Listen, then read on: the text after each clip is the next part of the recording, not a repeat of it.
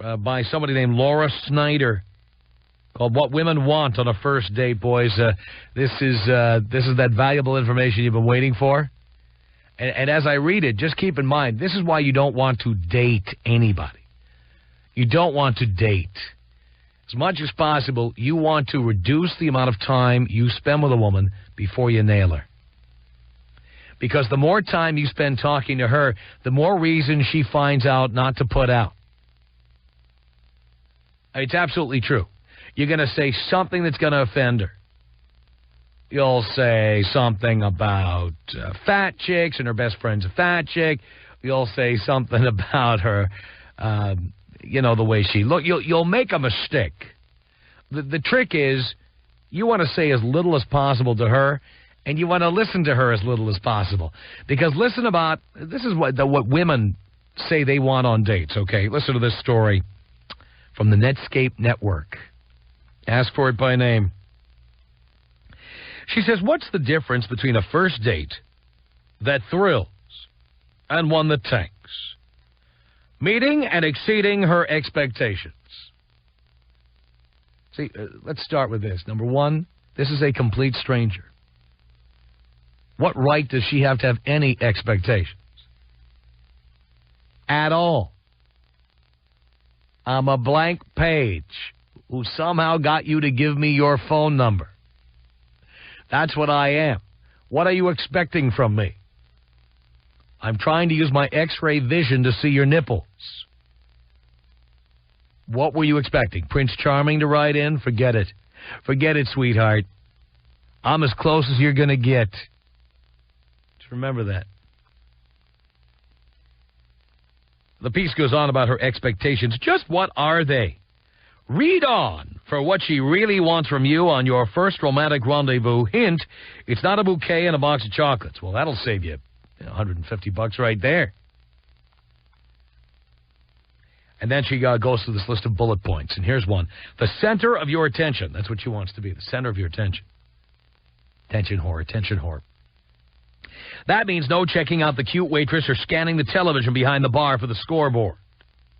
She wants you to at least pretend you're listening. So nod your head and smile a lot unless she's talking about the death of a family member or her history of drug problems. Of course, she's talking about her history of drug problems. I would do one of two things. Either give her some drugs and get her to start using them or get up and leave. I really don't want to hear about how you kicked your heroin habit. I don't really care. Okay? Because you probably shared a needle with somebody along the way, and then I don't want to nail you anyway. Another bullet point. Good conversation. She doesn't want to hear you yammer on the entire night with the full details of your family history or resume.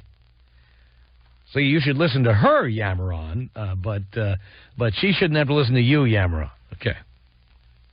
But she doesn't want to be forced to fill awkward silences while you stare off into space either. Well, you know why there are awkward silences on a first date? You're a complete stranger. We don't know you. And in reality, all we're thinking is, will we be able to rip your clothes off tonight or not? And the conversation is just a time filler. It's a placeholder. It's like the price of admission. It's something we are doing while we are counting down the minutes until we finally see your boobs. She says, ask your own questions, answer hers, and keep up a good balance of chatting. See, boys, I'm telling you, don't even date. Don't go out on a date. Hook up. Stop with the dating. Stop. Another bullet point. Space. Oh, yeah, give her space. Oh, yes. She says it's way too early to be touchy-feely. You can convey your interest in subtle and not slimy ways by keeping your elbow-grazing, knee-touching, and hand-holding strictly G-rated. I think the way to go is to, if you do buy her a shot of Jaeger, go up to the bar with her standing behind you and then accidentally rub your arm on her breasts. Then say, oh, I'm sorry, was that you? Or, yeah, body shot on the first date, Gary. Yeah, you have a chick who wants a body shot on the first date? You're in. You are in. Says here, look to her lead on the amount of personal space she needs and respect it. Oh, please. Sounds like you're going to a women's liberation meeting. Shut up. Shut up. Here's another bullet point. A plan. If you asked her out, she expects you to pick her up and have a place to go. Not show up with a shrug and say, so what are we doing?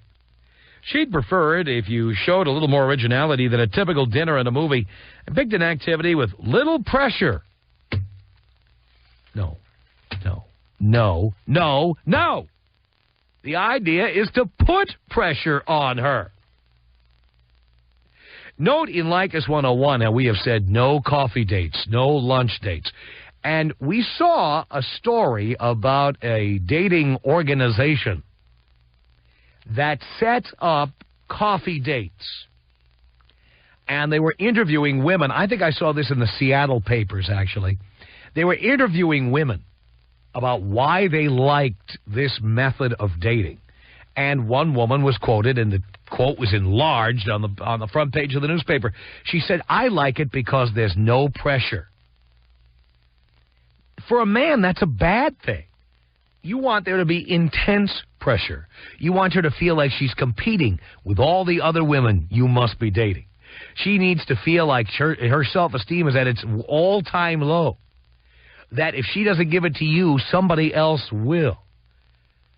She needs to know that she's drinking up because she needs to lose her inhibitions so she can the pressure you want. You do not want to put her into a situation without pressure. Please. Drink up, sweetheart. Here we go. You want her to feel like she's just about to get on a roller coaster. You know that feeling you get when you're just getting on and they close the gate and they belt you in and the thing starts pulling out of the station as you're about to get on the roller coaster? You get the butterflies in your stomach and you feel like you're going to fall out of the thing, right? That's what you want her to feel like. You do not want to put her in a situation where she doesn't feel pressure. You want her to feel intense pressure from the moment you meet her at the front door or at the bar or whatever till the moment it comes time to stick your hand somewhere. You want her to feel the pressure at all times. She says that you pick the activity with little pressure, but plenty of opportunities to get to know each other better. You don't want her to get to know you better because she's going to find out what a horn dog you are. She's going to find out that all you want to do is nail her and you don't give a rat's ass about her. You don't want her to figure that out until after you've nailed her. At that point, you don't care. And then she's attached to you. She's got feelings for you. Then you can really take advantage of the situation. Please. Finally, she suggests in this column here on Netscape Network, something to remember you. Buy her a print of her favorite painting at the museum you visited. Don't go to a museum with a chick. That is a very bad idea. First of all, it assumes that she has an intellect.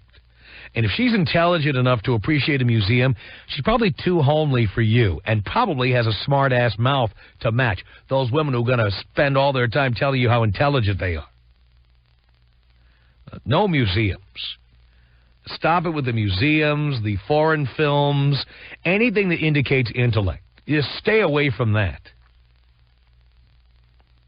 And why would you be buying her a print of her favorite painting? Like, blah, blah, blah, blah, blah. Are you really going to remember her favorite painting? You're just trying to nail her ass. Are you really going to pay attention to the fact that she likes Renoir? Then stop by the museum store and pick up a print? Holy cow. Are we nailing ass or getting married here? What are we doing? She also suggests a souvenir pint glass at the brewery you toured. You don't have to show up with an armful of roses, but a little token of your time together will keep you on her mind long enough for her to want to say yes when you ask her out again. You know what? Banging her good. Banging her hard. Making her moan and scream. That is what's going to make her want to be asked out by you again. You see, if you do everything that's recommended in this column, Poindexter, that's the category you're going to be in. The friend, the companion, the person to go to museums with. You're not going to be that guy. You're going to be the thoughtful guy, the nice guy, the considerate guy who doesn't put any pressure on her. Do you see the pattern here? Do you understand? That's what Leykis 101 is all about. We're separating you from all of these notions and these singles columns and all the claptrap that people put out in books, the rules, whatever. We are here to go up against all of that and tell you that what a woman really wants is for you to talk dirty in her ear, get her out of the bar as fast as you can with the buzz still lingering, and then bang the crap out of her, and then walk out and don't call her for 2 weeks. That's what women respond to. And it may sound like you're being rude or cruel, but you know what? Women get hot when you treat them like that. That's the way you need to treat women. It's Leykis 101.